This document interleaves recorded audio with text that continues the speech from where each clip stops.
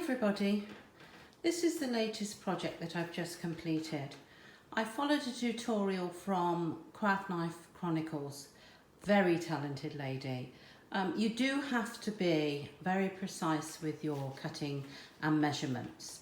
However, patience and time, and you can get there, is all I can say. I used this collection, which was Fairy Dust, Graphic45, and as some of you know, I am only using what I've got available in my stash at home. I'm trying not to buy in supplies to make myself use what I already have. So I didn't have the corresponding coordinating papers for this pack. So I improvised and I used the reverse of some of the papers that I wouldn't normally do because they're so beautiful, but I made myself. And I'm very pleased that I did because I've still got some pages left, just a few, and some scrap bits, so I could make something else as well. So as you can see, this is a beautiful watering can sat on a flower garden. Now, I'm doing this one-handed because I could not get on with the tripod today. It would not work, couldn't do it. I'm pretty useless at these things, as you know. So here we go. I'm just going to try and turn it round a little bit at a time.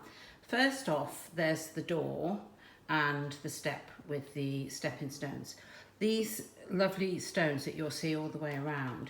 A friend and I went fossicking when she visited a couple of years ago, and these stones have been sat in a tub. So I decided to put them to use because they're so pretty. So various different flowers. I used a die cut for some of them, and then others were just little bits of flowers that I'd got, and I put all the petals onto these stems to make them into the varying different heights. Some of the leaves are from scraps of paper, as you can see, and the beautiful mushrooms. So the windows are cut out of sections of the door. So that's how I achieved that. I'd got those dies, luckily I'd just got the door die, so I could do that.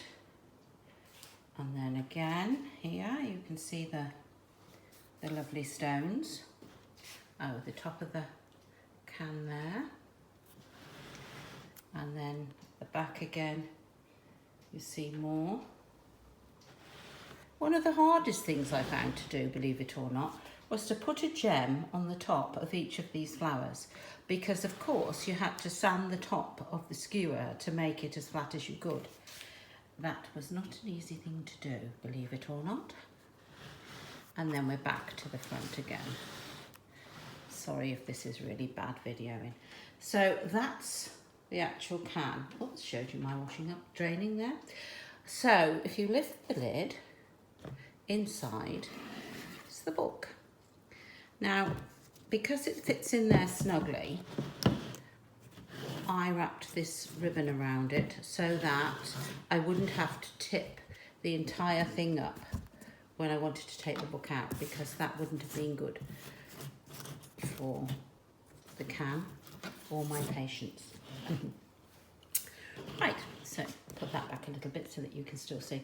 This is a different book to what I normally do. I normally do a photo album of some sorts that goes in, or to a folio or something, but this opens up, there's a magnet on there, and it opens up like so.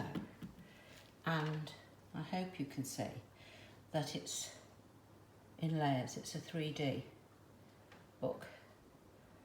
So it's pretty cute. I can't say I would rush to make another one, if I'm honest.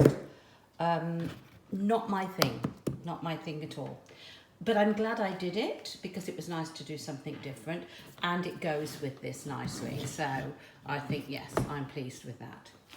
So thank you for looking. Hope you've enjoyed that. And I'm not sure what I'm going to make yet. Ugh, sorry. I'm not sure what I'm going to make next. Probably just a mini album, I think, or a folio. I'm not sure. We'll see. Bye for now. Stay safe, everybody.